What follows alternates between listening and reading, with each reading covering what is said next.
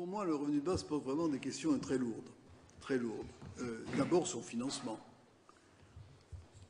Les défenseurs du revenu de base sont extrêmement divisés. Vous avez à la fois des ultralibéraux, excusez-moi de ce terme, mais qui voient là une alternative à la protection sociale. C'est ce qui, aux États-Unis, a été avancé par un certain nombre d'économistes de renom. Et puis vous avez ceux complètement de l'autre côté qui disent c'est l'occasion pour chacun de gérer son projet personnel et il n'y a qu'à Faucon le financer. Bon. Quand on voit les... alors ensuite, il y a le problème il y a d'abord le problème du financement. Moi, je suis quand même un peu interloqué par les chiffres. Un revenu de base à 800 € par personne, qui serait à peu près le minimum vieillesse, ça coûte entre 600 et 650 milliards d'euros. C'est-à-dire à peu près le budget social de la nation. Bon, alors il y a certainement un effet de substitution qui permet de... Ça, c'est le coût brut. Il y a un effet de substitution qui permet de... Le RSA disparaît, etc. Donc il y a un effet de substitution, mais cet effet de substitution... il se compare actuellement aux 20 milliards qu'apportent tous les minima sociaux. Donc ça veut dire que ce n'est pas avec les 20 milliards de minima sociaux qu'on va financer ces 600 et quelques milliards. Et si on réduit trop le revenu de base, bon, mais ça s'appelle le RSA, quoi. Hein. Bon, c'est la base actuelle qui est la plus proposée, quoi, hein, ouais. Par les différents mouvements. Alors, si on étend le RSA à tous les Français, certains d'entre eux, grâce à l'impôt sur les revenus, bon, seront... le jour où je recevrai le revenu de base, d'ailleurs, je ne sais pas ce que j'en ferai personnellement, mais, le fisc pourra me le reprendre, mais il y a quand même la moitié des Français qui ne paient pas l'impôt sur le revenu. Et ça risque même de s'accroître légèrement. Bon. Donc, c'est un coût... ces chiffres méritent d'être vérifiés, mais de l'ordre net de 45 milliards, hein, si on l'étend à tout le monde. Donc on n'est pas sur l'épaisseur du trait, c'est plus de 2 points de PIB. Donc il y a un premier élément qui est l'enveloppe financière. Vous aviez M. de Bacchia qui était là, qui est le spécialiste défenseur et le meilleur défenseur du revenu de base. Bon. Le meilleur, je ne vous demande pas votre avis, mais je vois bien, on a un peu travaillé le sujet, j'ai un petit dossier là-dessus, c'est quand même celui qui a le plus élaboré.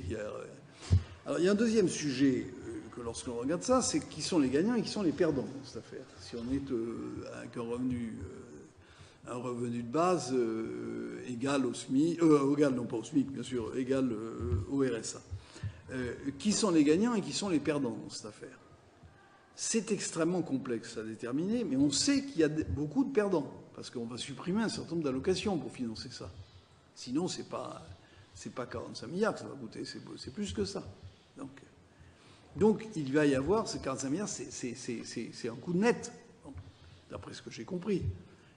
Donc il y a des gagnants et des perdants, et les perdants pourraient ne pas être... c'est peut-être pas les plus pauvres qui sont les perdants, mais c'est ceux qui sont un tout petit peu moins pauvres que les plus pauvres. Le troisième sujet qui pour moi est une question, je vous dis ça à titre tout à fait personnel, c'est que moi je pense qu'il n'y a pas de salaire sans travail dans une société. Et il y a eu cette réflexion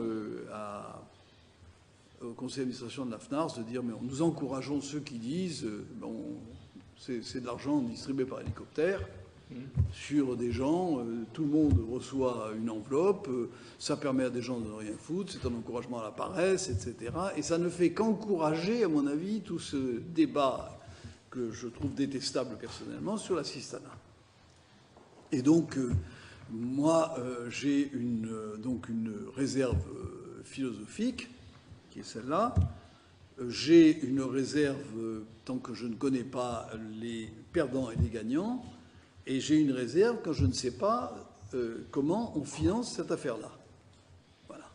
Sur le plan macroéconomique. Parce qu'on est en train de proposer un système qui, s'il est poussé à terme, modifie complètement les équilibres macroéconomiques français.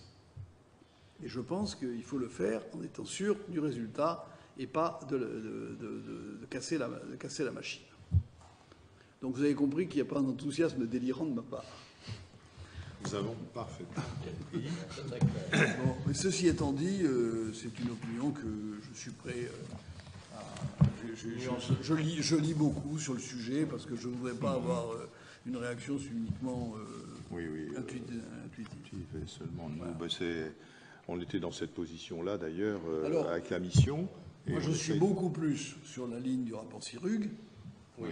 Alors, c'est un député, je m'excuse auprès de vous, mais beaucoup plus dans la ligne d'essayer de simplifier le système des minima sociaux. Ouais. C'est très compliqué. C'est une aventure extrêmement compliquée. Les Anglais sont engagés dans ce processus. Ça fait 4 ans. L'allocation unique. Oui, l'allocation unique. Savoir si une allocation unique avec les modulations que propose à la fois pour tenir compte de soit des projets d'insertion, soit des handicaps spécifiques des personnes âgées, handicapées, avec une modulation, je trouve que c'est une perspective, en tout cas beaucoup plus riche